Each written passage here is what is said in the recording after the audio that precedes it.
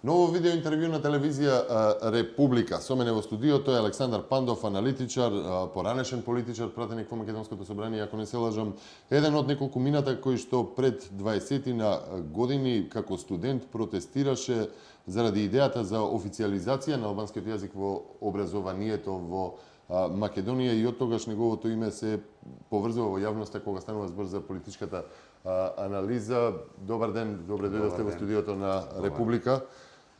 Пандов, во моментов во македонската јавност повторно се актуализира онаа тема што се нарекува федерализација на државата и тоа се случува на маргините на политичката криза. Сега, колку е тоа на маргините, колку е било во заднина и лежало во заднина на сите овие случувања на кои што бевме сведоци оваа цела година?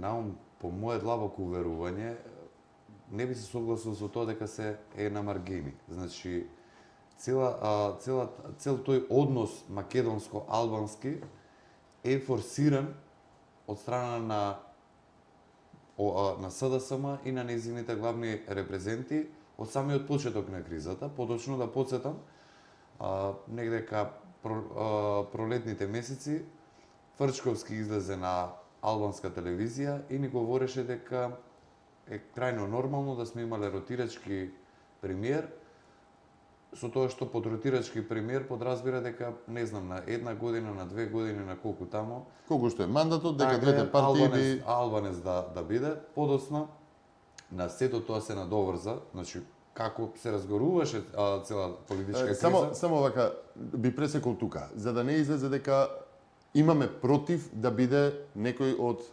албанскиот етникум да биде премиер на Република Македонија. Што би било такво делење на власта, да речеме, ротирачки? Дали тоа не беше директна најава кон она што сега се погласно се зборува федерализација на државата? Значи, едно е не од 1991 година македонскиот народ, македонските граѓани одлучија дека ќе живееме во демократија, плурализам, што подразбира дека во циклус од 4 години излегуваат на гласање и го даваат својот мандат, го пренесуваат на одреден број на политичари кои што ги представуваат во парламентот, односно Народното собрание, а тие ќе бираат влада. И тоа е јасно пропишано со устав и со закон како ние се бира и влада и премиер. Да не бидам погрешно разбран, значи јас ништо немам против албанци. Но во даденава ситуација која некој говори дека албанец треба да биде премиер, по дефолт тоа се подразбира дека од албанска политичка партија. Иако таа не е владеачка, односно ги нема најголемиот број на мандати. Во некој идно време, а гледаме се повеќе и повеќе и афирмираат таа политика да македонци со муслиманска вероисповест зачленуваат и имаат раководни функции во ВМРО. Или што ја знам, еве и нека е во СДСМ. Има албанци членови и во нивното претседателство и во претседателството на ВМРО. Победуваат и они одлучуваат како најдоминантно избрана, изгласана партија дека треба тој албанец да биде премиер. Супер. Нема мислам да има никаков против. Но по пат на сила, затоа што ние као сме некоја банана држава, некоја држава протекторат, па ајде као сите да биле задоволни, затоа што и на некој друг му било мерак, тоа е само во главите на тие некои експоненти на СДСМ. Тоа не е ни во главите на албанските политички партии, нити на албанските гласачи. И длабоко сум уверен дека тоа е поттикнато само за да се прави раздор, да се прави поделба, дополнителна меѓу македонците и албанците. Тоа не е со добри намери, нити идејата на Фрчковски за ротирачки премиер, нити идејата за двојазичност на територија на цела Република Македонија, а пак сум најсигурен и најуверен дека пак Геровски нема добри намери со отвореното залагање и пишување за федерализација. Што подразбираме ние под федерализација наум? Тоа подразбира дека во Република Македонија некој треба да земе сега да црта граници, да се делиме ние. Во период кога сите се интегрираат, кога зборуваме за отворени граници, некоја будала му текнало во главата дека треба ние да ја дели Македонија. Поделба и, што е пожално во целата таа работа, во ваква ситуација, во вакви политички околности, кога се наоѓа Европа, кога се наоѓа Балканот, ставање на граница под автоматизам значи повикување на воен судија. Самиот разговор веќе представува нешто Апсолутно ги иритираш сите луѓе со самото тоа. Ако го земеме како непристоен предлог ова идејата на Фрчковски за ротирачки, дали на тоа се надоврзува и она идеја искажана од лидерот на СДСМ за косовска телевизија, за косовските медиуми, каде што наговестуваше дека доколку дојде на власт, дека тоа ќе се воведе албанскиот јазик како втори официјален јазик и дека би требало децата уште од градинка да им се наметне да изучуваат албански јазик. Значи, две работи они на две карти игра СДСМ со тие потези. Првиот е нивен обид да се допаднат на албанските политички партии и со самото тоа они да се надеваат дека ќе можат да направат мазинска влада, односно како со сигурност тврдам на 24 април како втора партија во македонскиот блок на гласови, мада како ја тераат политиката дали ќе бидат втори, но еве да претпоставиме дека ВМРО ДПМН ќе има најголем број на гласови, втора дека ќе биде СДСМ, по овој пат направат коалиција со ДУИ и со ДПА, да се допаднат кај нивниот електорат, кај нивните гласачи, најважно кај нивните политички лидери. И со самото тоа... Тоа е прашање дали се допаднат на албанските партии, беа упатени пореки или да се изврши притисок врз нив? Прават во два правци, затоа што они изфрлаат на политичка сцена некои барања кои што албанските политички партии не ги поднесуваат. Така да дури човек да се чуди сега кој е поголем албанец, Джафери пак јас. Тачи и Ахмети или СДСМ Заев, Фрчковски и Геровски. Ово излегува дека Фрчковски, Геровски и Заев се поголеми албанци него нивните политички репрезенти.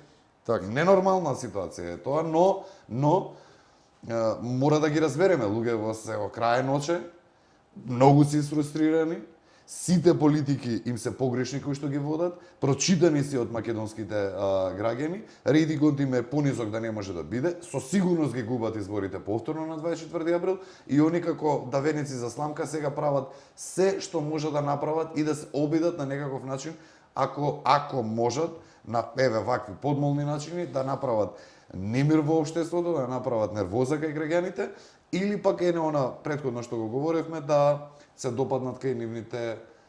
Велите немир, велите нервоза, велите антидржавни, да ги наречеме антидржавни однесувања, деструктивни действувања, деструктивни искази и пораки кои што се испраќаат од таму. Вие бевте политичар кој што бевте во опозиција. Еве, ако земеме дека во политиката сте веќе 20 на години, колку е тоа една нормално однесување на опозицијско делување? Види, проблемот на СДСМ наум е што тие луѓе сега, поготово вие тројца, да не ги повторуваме, човек не треба имињата да им ги спомнува, но ете, тие им се сега. Проблемот на СДСМ е што дефинитивно таа партија е однародена. Тие немаат контакт веќе со народот, тие немаат сенс за потребите на граѓаните. Тие имаат само некоја лична агенда, која што на секој начин се обидуваат,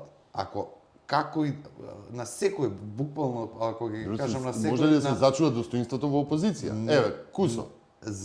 Секако дека може. Види, дали е ова начин да се зачува? Опозицијата по правило е коректив на власта. Значи, она што ќе го предложи власта, опозицијата е таа која што ќе го коригира. Значи, ќе даде некои подобри предлози и на таков начин ќе дојдат на власт. Значи, ако ВМРО ДПМН во сега предлага дека и наредните години треба да се продолжи со развој на и градење на автопати, на магистрални патишта, на селски патишта, дека треба да се инвестира во болници, во училишта, овие треба опозит на тоа да дадат своји предлози како ги гледаат буџетите во наредните години. Ние немаме ништо од тоа слушното. Ние имаме само сува политика од нив, односно политика која што прави раздор во македонското општество и прави поделба помеѓу македонци и албанци, меѓу македонци и македонци. И тоа втора работа што никако не треба да ја заборавиме, дека таа партија сега не е партија која што луѓето излегуваат од народот, тоа е партија со која што владее Сорос и странски амбасади. Значи, тие се луѓето кои што ја финансираат сега, го финансираат и го држат во живот ово раководство, и тие се тие кои што ги спроведуваат политиките во кој правец ќе се движи. И ние не можеме да очекуваме дека Жорж Сорос и неговата фондација или некоја амбасада, дали била таа кинеска, јапанска, германска или американска, ќе мисли добро на Македонија. Она си мисли добро како да е и која политика која би се терала во Република Македонија би одговарала на таа на Германија ли е, на Кина ли е, или на било која амбасада. А пак ќе повторам, нивните политички апологети, нивните перјаници, медиумски и во самата партија се платени луѓе, тоа отворено, они било кој опозицијски сајт, било кој, во најголем дел тие кои што се најгласни, прочитајте, ќе видите дека тие се финансирани од Соросовата фондација или од некоја амбасада. Играњето со граници воопшто, особено на Балканот, не носи позитивни резултати. Пример за тоа, да речеме, е една Босна и Херцеговина, која што, да речеме, такво решение се изнеде за незе, па се уште тапка во место, иако прогрес извештаите од Европската комисија и не се толку бајни, меѓутоа се вели дека имаат нешто, меѓутоа вечето се користи тоа за да има и инциденти и проблеми во самата држава. Но ако веќе се обелодени што ќе има на конференцијата во декември, по повод Охридскиот рамковен договор, што може сега во една ваква атмосфера да се очекува таму дека ќе произлезе? Ќе произлезе она за кое што ќе се залагаат македонските политички партии, односно под македонски политички партии подразбирам и ВМРО, и ДУИ, и ДПА, па и СДСМ. За цела среќа не е оставен изборот само на СДСМ. Нивните политики и нивните видувања како треба во кој правец да се движи Република Македонија ги слушнавме. Јас сум преуверен дека сите лекции кои што и самите тука ги имавме како случувања и во нашето непосредно соседство, дали е тоа Босна, дали е тоа Косово, Србија, Хрватска, ги имаат македонските сега актуелни политичари научено и мислам дека крајно разумно ќе влезат во таа работа. Конечно да бидам јасен, јас мислам дека се сите точки од Охридскиот договор исполнети. Нити пак имам слушнато некој екстра, не знам какви барања од страна на политичките репрезенти на албанците да имаат сега. Тоа го слушаме, што е просто не заверување, но е така, за жал, од СДСМ и од незините представници. Ми се наметнува, следејќи го целиот овој период, ми се наметнува една друга идеја. Колку сето ова може да биде искористено или да биде само алатка во насока на она што се вели решавање на билатералниот спор Македонија-Грција. Ако го земеме предвид дека имаше едно интервју со Нимиц, ако се земе предвид дека повторно има пораки, времето е сега да се затвори, нели, отворени прозорци, врати, промаја, сите пораки што ги слушаме со години кои што одат во насока на тоа да се попушти едната или другата страна за да може да се изигра. Што во случај на федерализација би значело борбата за зачувување на македонскиот идентитет и посебност, што е, би рекол, она што е најбитното што се крие за тие разговори околу името? Види, пак го форсираш зборот федерализација. Федерализација значи отворен Не го форсирам ја, да се разбереме, не го разбирам ја. Но го форсирам. Да бидеме јасни до крај. И на секој еден нормален човек да му биде јасно. Повикување на федерализација во Македонија е повикување на војна. Тој што тоа го говори, тој треба да биде спремен да учествува во војни акции подоцна и неговите деца да учествуваат. Значи тука да немаме дилема дека не може тоа по мирен пат да се случи. А сега на прашањето ќе дојдам. Значи и овие бомби што ги слушавме, и сите овие циркуси кои што ни се случија сега, крајната идеја е со дестабилизација на државата, со ослобување на ВМРО, да се направи можност да влезе во влада и СДСМ, но говорам после 24 април, и во таква нестабилна една влада, на мала врата да се обидат да го протнат, да протнат промена на име. На уставното име Република Македонија. Говорено е 100 пати и моите ставови се јасни.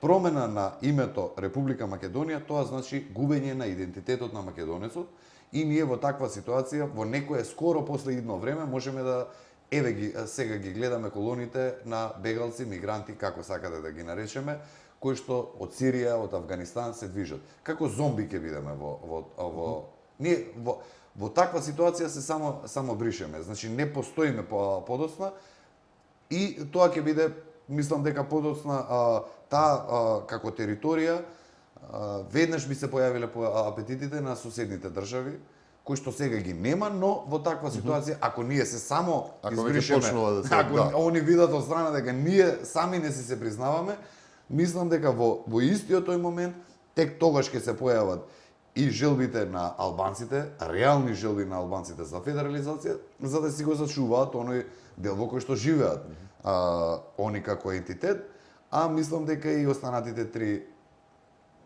православни соседни држави на Република Македонија, мислам дека би појавиле територијални апетити и јас тврдам дека ние за многу кратко време во таква ситуација ќе бидеме она сега што го гледаме како пример сирици. Под сирици сите тие бегалци ги викаме ние сирици, таму има 20 различни држави, но луѓе без идентитет. Во делот во кој што го споменавте тоа дека би се играло на карта да се ослабне ВМРО ДПМН за да може понатаму да се меѓународно регулираат некои работи кои што би биле посилни дури во некои моменти од волјата на граѓаните, го дадовте оној одговор. Зошто некој во Европа би играл на карта на таква дестабилизација на држава каде што реално можеби да има некои политички проблеми, каде што ќе долете еден еврокомесар, па тука ќе произлезе некој договор, па спроведувањето и ќе се протурка. Ние се само залажуваме ако мислиме дека некој во Брисел ни се секира за Македонија и за македонците повеќе од ние самите. Зборам како проблем кој што ни ќе им дојде на вас. Ете, така го гледам тоа. Кај нив во Брисел, а под Брисел сега не ја гледаме Европската унија, него командата на НАТО за Европа. Имаат агенда да ја внесат Република Македонија во НАТО. Супер, сакаме и ние тоа да се случи. Но, да не повторуваме, постои проблем. А тоа е вето на Република Грција поради нашето уставно име. Сега, многу поважно на НАТО и на Европа и на Америка име Грција, него што е Македонија. Така. И најмалку они можат сега да се замараат и сакаат да се замараат околу тоа, ама вие Република Македонија, па зашто не се викате вака или онак? И бараат луѓе без кичма, без образ, гјон кој што се као Тито Петковски и да не ги броиме луѓено. Ние на говорница во парламент ги слушавме како ли цитираат со името на Република Македонија и како се подава. Не може да најдат во Грција некоја таква личност кој што ќе каже дека нема проблем со Република Македонија. И веќе играат на ама не може да најдат. Во Република Грција постои единствена политика по тоа прашање. Не сакаат да слушнат, да разговараат околу воопшто зборот Македонија да стои во името на нашата држава, а не па Република Македонија.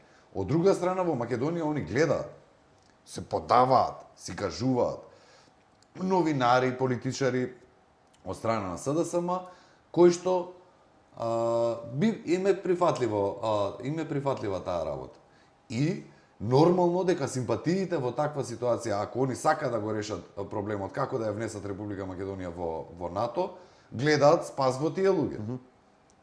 Колку да се вратиме на почетокот во насока на сега залагањето и не знам како се нарекуваат темите и текстовите, ајде да зборуваме за федерализација, зошто да не, колку тоа оди во корист или на штета пак на албанските граѓани, ако земеме предвид дека истите делот сите тие заговорници за да се разговара сега за федерализација, во известни случаи повикуваат и на крв на улици. Да се потсетиме на настаните во Ѓорче Петров не толку одамна, помина неколку години може. Колку е сето тоа меч со две ослици или една мамка? Значи, во секој ентитет ти ќе најдеш будали. Значи, не постои народ, не постои. Колку е искрена таа желба за да се оди во насока Мислам дека пак ќе повторам сега да не излезе дека премногу ги фалам, но мислам дека со сите мани кои што ги имаат актуелните раководства на ДУИ и на ДПА, мислам дека се многу попатриоти од СДСМ. И мислам дека имаат многу повеќе здрав разум и свест дека таа работа би донела до крвопролевање и дека тоа не е во интерес нити на нивниот ентитет, нити па на било кој што живее во Република Македонија. Дали се они презадоволни од начинот на живење во Република Македонија, мислам дека не постои некој кој што е презадоволен било каде во светот, но имаат разбрано дека со заеднички сили, како македонци, како албанци, па и срби, и власи, и турци, и бошњаци, и сите останати, дека можеме да се бориме и да се трудиме за многу по-просперитетна Република Македонија, многу по-здрава, многу по-богата, поизградена, со многу подобра инфраструктура, со многу поголем број на работни Што е места. целта Што е и целта суштината на човек. соживотот, да се споделува и доброто и лошото? И мислам дека сега за сега тоа многу добро го хендлаат и Груевски и Ахмети, и не гледам причина зашто тоа би било променето. Пандов, јас ти благодарам за учеството во Телевизија Република. благодарам за Повторно ќе те повикам на интервју. Еве, нека помине декември. Јас ти благодарам за поканата. Го следевте разговорот со Александар Пандов, аналитичар по најновата тема во јавноста, федерализација на Република Македонија, наметната од стратезите на Социјалдемократскиот сојуз. Со нови интервјуа следете на Телевизија Република.